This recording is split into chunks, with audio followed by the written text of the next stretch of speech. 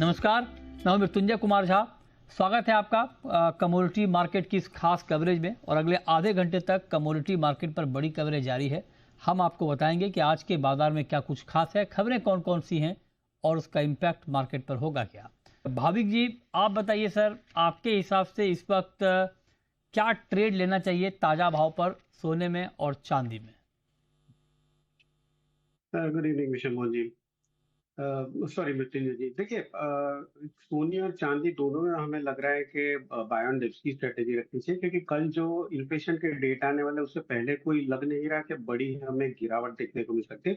I think market उसके लिए wait कर रहा है। अगर इन्फ्लेशन के नंबर ज्यादा आएंगे तो शायद फेड का जो रेट कट है वो 25, और जैसे धीरेन्द्र सर ने बताया कि अगर थोड़ा इन्फ्लेशन कम आता है तो शायद 50 बेसिस पॉइंट भी आ सकता है रेट कट। तो ओवरऑल मुझे लग रहा है कि जब तक कल के डेटा नहीं आएंगे तब तक कोई भारी गिरावट नहीं आ सकती। आज के दिन भी लग रहा है कि बाय ऑन डिप्स की स्ट्रेटेजी रखनी चाहिए, जहाँ पे अक्टूबर में 1,09,000 के करीब बाय कर सकते हैं, 1,09,300 के टारगेट के लिए, और स्टॉप लॉस रख सकते हैं 1,08,700 का। ठीक है, और चांदी पर आपका व्यू? चांदी में भी मुझे लग रहा है कि पॉजिटिव ही रहना चाहिए। आज के दिन भी 1,24,700 के करीब बाय कर सकते हैं, 1,25,800 के टारगेट के लिए, और स्टॉप लॉस रख सकते हैं 1,24,000 का।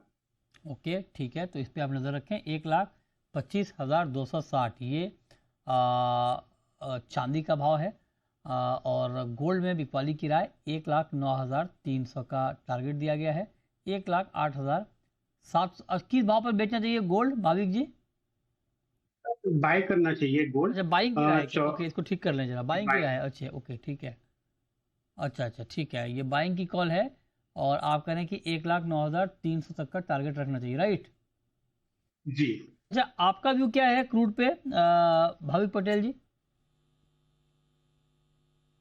लग रहा है कि क्रूड में अभी भी थोड़ी तेजी बाकी है, क्योंकि जो ये मिडिल ईस्ट का टेंशन है, अभी देखना है कि इसराइल ने जो किया है कतार पे, तो कतार का रिएक्शन क्या आ रहा है। हालांकि मुझे लग रहा है कि मिडिल ईस्ट के टेंशन और दूसरा जो ओपेक प्लस के प्रोडक्शन नंबर्स है वो एक्सपेक्टेड से कम है, तो शायद आगे जाके ग्लट जो होगा वो इतना आ नहीं सकता है।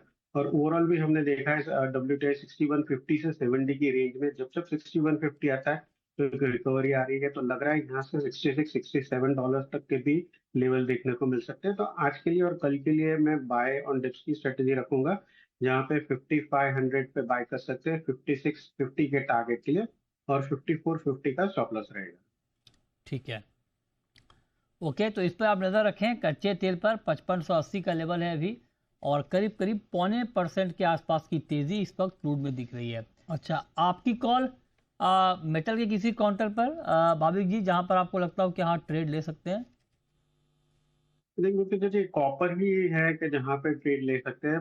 अगर हम देखें फंडामेंटल्स, तो आई थिंक दोनों बराबर ही है, कि जहाँ पे डॉलर वीक हो रहा है तो वो थोड़ा बेस मेटल्स को पुश कर रहा है। बट आज चाइना का जो इन्फ्लेशन का डेटा है वो भी कम आया, डिफ्लेशन आया, जिसकी वजह से लग रही है कि वहाँ पे डिमांड जो है वो काफी स्लो हो गई है, जो अगेन बेस मेटल्स के लिए थोड़ा नेगेटिव है। कॉपर 895 से 908 के बीच में ही ट्रेड कर रहा है, तो मुझे लग रहा है कि वापस अगर थोड़ा करेक्शन आता है तो 910 912 के टारगेट भी आ सकते हैं। तो इंट्राडे के लिए आज 900 के करीब बाय कर सकते हैं 960 के टारगेट के लिए, और 895 का स्टॉप लॉस रहेगा। अच्छा, आपकी नज़र कहाँ पे है एग्री, भाविक जी?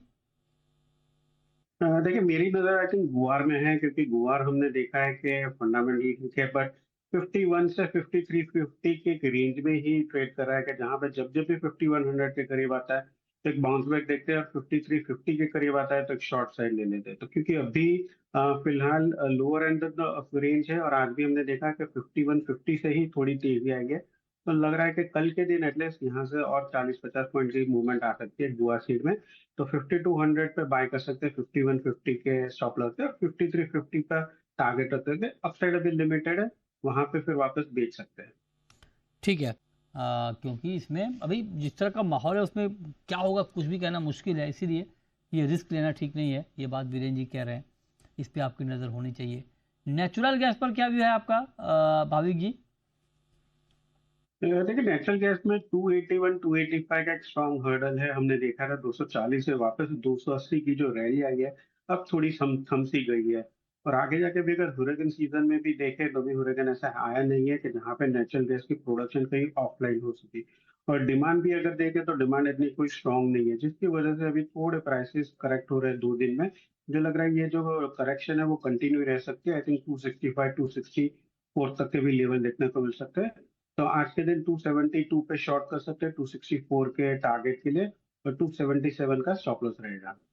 ओके, नेक्स्ट कॉलर ओमकार हैं हमारे साथ जुड़ रहे हैं, पूछिए ओमकार। ऑप्शंस में कोई ट्रेड होगा तो मैं जानना चाहता हूँ। क्या? क्रूड ऑयल पे 2-3 दिन के लिए कोई ऑप्शंस में ट्रेड अगर होता है तो मैं उसके बारे में 2-3 दिन के लिए क्रूड में क्या कोई ऑप्शन में ट्रेड लेना चाहिए क्या बीरेन जी? भाविक भाई ट्रैक करते होंगे, मैं रेगुलर ऑप्शंस ट्रैक नहीं करता हूँ। बताइए भाभी भाई। देखिए, क्रूड में मुझे लग रहा है कि 55-50 का जो कॉल ऑप्शन है वो बेटर रहेगा।